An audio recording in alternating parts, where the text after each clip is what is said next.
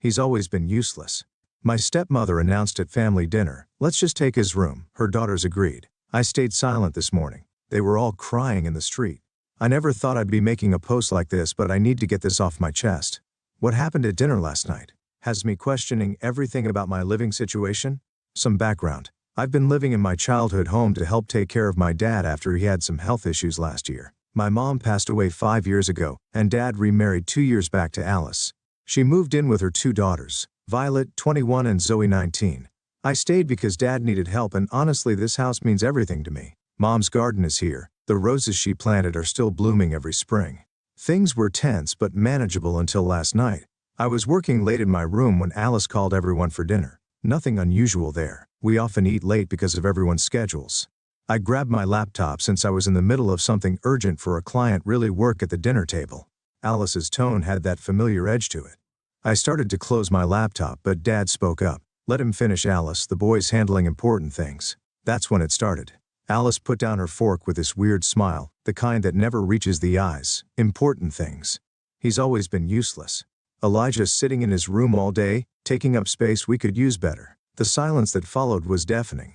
I kept my eyes on my screen, fingers frozen over the keyboard. Dad didn't say anything this time. Violet chimed in, "Mom's right. Zoe and I share a room while he has that huge space all to himself. It's not fair. We could make it a study room for the girls." Zoe added like I wasn't even there. "They're in college, they need the space more." I stayed quiet, but my mind was racing. This wasn't just about my room. This was about something bigger. I could feel it the way they were all looking at Dad, waiting for his reaction. He just pushed his food around his plate, avoiding everyone's eyes. "Luke barely contributes." Alice continued, her voice dripping with fake concern. "The girls and I do all the housework, the cooking, the cleaning. What do you do? Luke, sit in your room playing with your computer." I wanted to point out that I pay for all the utilities, handle Dad's medical appointments, and maintain the entire house, including Mom's garden. But something held me back. Years of watching Mom handle difficult situations taught me that sometimes silence is your best weapon. "We should discuss this as a family," Alice said, reaching for Dad's hand. "The girls need their space to grow. Luke looks an adult. He should understand." I finally looked up from my laptop, met Alice's eyes directly, said nothing. Just watched as her smile faltered slightly. After dinner, I heard them in the hallway, Alice and the girls laughing about something. I went to get water and caught fragments of their conversation. "Just a matter of time. Insurance policies needs to be handled carefully." This morning I found Violet in my room claiming she was looking for a phone charger, but I saw her closing my desk drawer quickly. When I checked later, my mom's old documents were slightly out of order, the ones about the house deed and her life insurance. I'm writing this from my car right now, parked a few blocks away. I need advice. Something's not right here. I can't shake the feeling that last night's dinner was just the beginning. Dad's been more confused lately, more dependent on the medications Alice gives him. Now this sudden push to get me out of the house. My gut tells me to stay quiet, observing. Mom always said that people reveal their true intentions if you give them enough rope. But I'm worried about Dad, the way he just sat there not defending me. That's not like him, or maybe it is now. And I've been too busy working to notice how much has changed. I'm going to start documenting everything. Setting up cameras in the common areas might be next. Part of me feels paranoid for even thinking this way. But the other part remembers how Mom used to say, "Trust your instincts, Luke. They'll never lie to you." I have a call with a lawyer tomorrow. Just a consultation. Maybe I'm overreacting, but something about the way Alice smiled when she said useless. It wasn't just an insult. It felt like a first move in a game. I didn't know we were playing. Will update when I know more. Right now I need to get back before they notice I'm gone. The last thing I want is to give them any ammunition, but I'm not leaving. This was Mom's house too, and I made her a promise before she died. I intend to keep it. Date first Q, all for the support on my last post. Things have escalated, and I've discovered some disturbing information that makes me glad I started documenting everything. It started with a spilled cup of coffee. Alice knocked over her mug this morning while rushing to clean my dad's office. I offered to help, but she practically shoved me out of the room. That's when I noticed she wasn't actually cleaning. She was searching for something. I waited until everyone left for the day. Dad had a doctor's appointment with Alice and the girls were out. The office was different, paper slightly out of place. Cabinet drawers not fully closed. I started putting things back in order, and that's when I found them stuffed hastily behind the filing cabinet. Bank statements, loan application, divorce papers, not just one set, but 3. Alice had been married 4 times before my dad. Each marriage lasted between 2 and 3 years, each time to men who had recently lost their wives, each ending with the husband in severe debt or declaring bankruptcy. My hands were shaking as I read through everything. There were newspaper clippings too carefully preserved. Obituaries of wealthy women followed by wedding announcements months later. Alice's name appeared in all of them though, sometimes as Alexandra or Alicia. I photographed everything then put it back exactly as I found it. Years of organizing data files has taught me the importance of detail. As I was finishing, I heard voices outside. Violet and Zoe returning early. Mom says we need to move faster. Violet was saying the old man's getting suspicious about his accounts. Did you get the papers from Luke's room? No, that idiot is always there. But Mom says once we get the refinancing done it won't matter. He'll have to leave. I stayed perfectly still in the office, barely breathing. They passed by still talking but their voices faded. My mind was racing, connecting dots I should have seen weeks ago. Dad's confusion about his bank statements, the missing mail, the constant questions about his investment portfolio. All those times, Alice insisted on helping him with financial decisions because he was still recovering. I made some calls first to the bank. Turns out there's been multiple attempts to access Dad's accounts, all denied because they needed his in-person signature. Then to his doctor. They couldn't share details but they confirmed his next appointment isn't until next month. So where did Alice take him today? I drove to all the nearby banks, found them at the third one. Through the window, I could see Alice hovering over Dad as he sat with a loan officer. I walked in casually like I was there for my own business. The look on Alice's face when she saw me, I'll never forget it. Pure hatred quickly masked with a smile. Luke, what a surprise, we're just helping your father organize his retirement planning. Dad looked confused. Luke, Alice said you were too busy to come. Never too busy for this, Dad. I sat down next to them. In fact, I've been really interested in learning more about the family finances, especially given your previous experience managing estates, Alice. All four of them. The loan officer looked between us, clearly sensing tension. Alice's hand tightened on Dad's shoulder. Perhaps we should continue this another time, she said quickly. Elijah isn't feeling well. I feel fine, Dad said. But Alice was already gathering the papers. I caught a glimpse of one refinancing documents for our house. The amount was twice its value. Back home, things are different. Now the fake politeness is gone. Alice cornered me in the kitchen after Dad went to bed. You have no idea what you're dealing with, she hissed. Your father signed everything weeks ago. It's done. The only question is whether you leave on your own or whether we make things difficult. I didn't respond, just pulled out my phone and played a recording of her conversation with the girls about the refinancing scheme. Her face went pale. That's illegal, she whispered. So is financial elder abuse and identity theft. And whatever you've been doing to Dad's medication. She backed away, but not before I saw something dangerous flash in her eyes. You're just like your mother, always thinking you're so clever. That stopped me cold. What do you know about my mother? Alice just smiled and walked away. I'm typing this from my room where I've added extra locks. The lawyer's coming tomorrow morning. But something about the way Alice mentioned, my mom keeps nagging at me. I pulled out Mom's old medical records earlier. Started reading through her final hospital's day. Something's not adding up about her death. I have to go. I hear movement in the hallway, but I've copied everything important to a secure drive and sent backups to multiple people. Whatever happens next, there's going to be a paper trail. I'll update again when I can. If anything happens to me, let's just say Alice isn't the only one who knows how to plan ahead. Date 2. Things have gone from bad to worse, but I finally understand what's happening. It started when I found Dad's old pill organizer in the back of his bathroom cabinet. After my last post, I couldn't shake what Alice said about my mom. I spent the night reviewing Mom's medical records, looking for anything unusual. That's when Dad had one of his episodes. The confused spells that started shortly after Alice moved in. I heard him stumbling in the hallway at 3 a.m., found him disoriented, barely able to stand. Alice appeared immediately like she'd been waiting. See, she said to me, this is why he needs his medication adjusted. Good thing. I'm here to help. Something about her tone made me check Dad's old pill organizer. The one Mom used before she died, the one Alice replaced with a better system.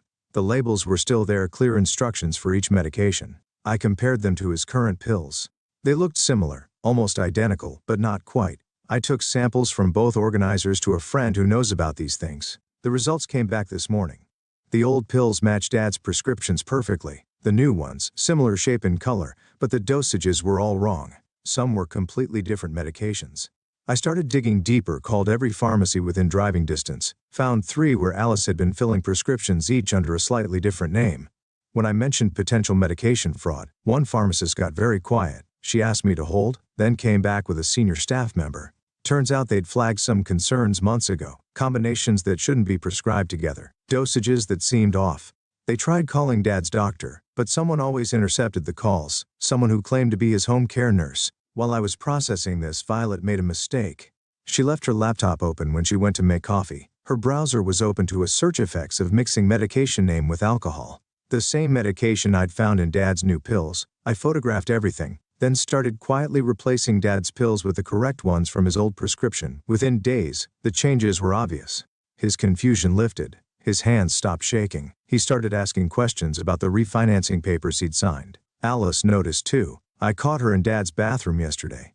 Rifling through his medicine cabinet, she didn't see me watching. When she left, I checked. She tried to switch the pills back, but I'd already hidden the real ones in my room. This morning I heard her on the phone. He's building up a tolerance. We need to increase the dosage or find something stronger. No, it can't wait. The papers are already filed, but he's starting to remember things. I set up small cameras in the common areas last week. Yesterday they caught Alice adding something to Dad's coffee when she thought no one was looking. I sent the footage to my lawyer. But here's what really chills me. Going through Mom's medical records. Again, I found something I'd missed. In the weeks before she died, she had shown similar symptoms to Dad: confusion, fatigue, hand tremors. The doctors called it early onset dementia. No one thought to check her medications.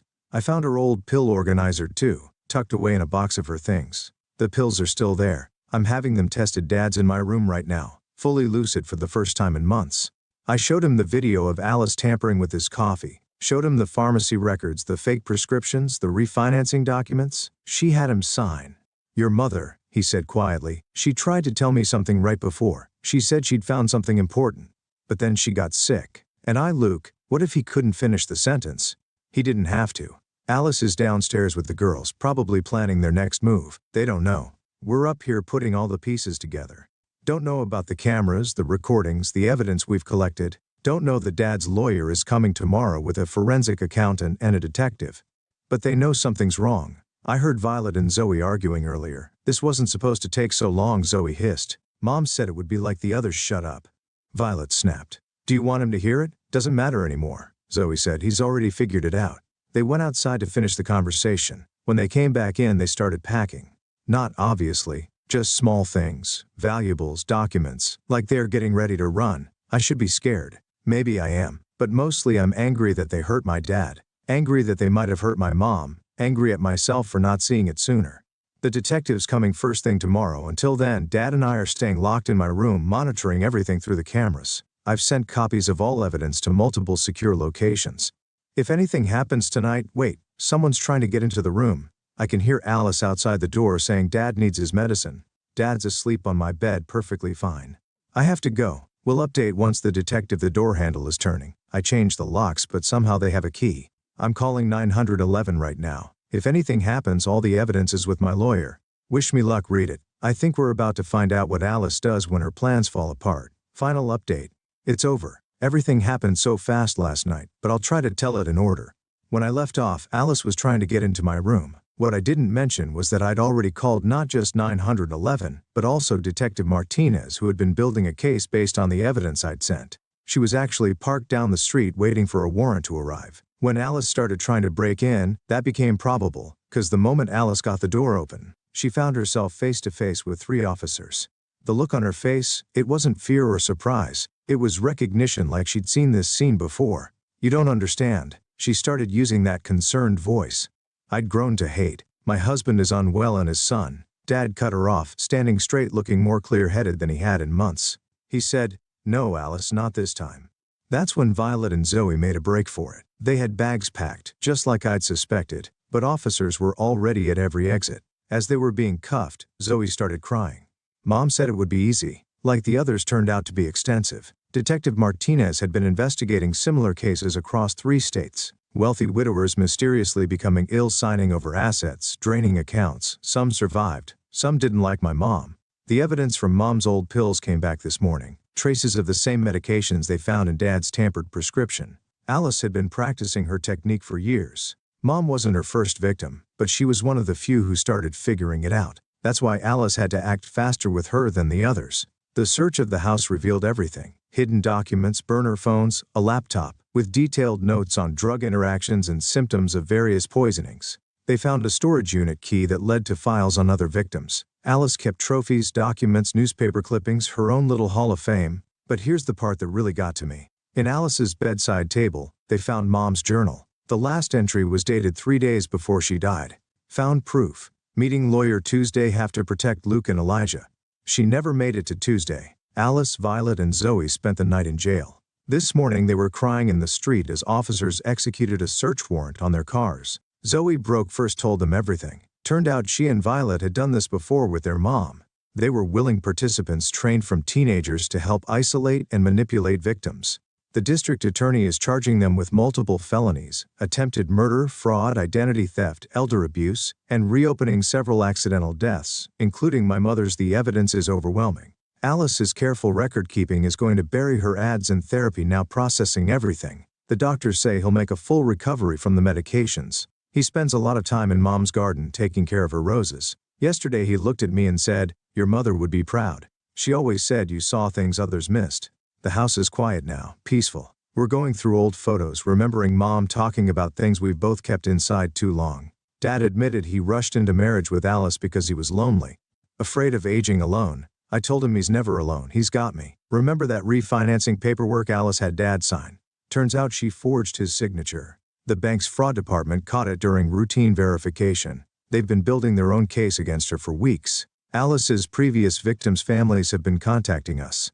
There are support groups, shared stories. Mom wasn't the only one who tried to fight back. She was just the first one whose son finished what she started. This morning I had coffee with Dad in Mom's garden. The roses are blooming early this year. While we sat there, a package arrived, Mom's case files from the original investigation. Detective Martinez thinks we might find more evidence to help the other families get justice. Dad picked up one of Mom's journals and started reading aloud. "My boys are stronger than they know. Together they'll figure it out. I just have to leave them enough breadcrumbs." She did, Mom. We followed them all the way home. To everyone who followed this story and offered support, thank you. To anyone who's got that gut feeling that something's not right, trust it, document everything, build your case quietly, and never underestimate what someone will do to protect their family, whether they're alive to see it through or not.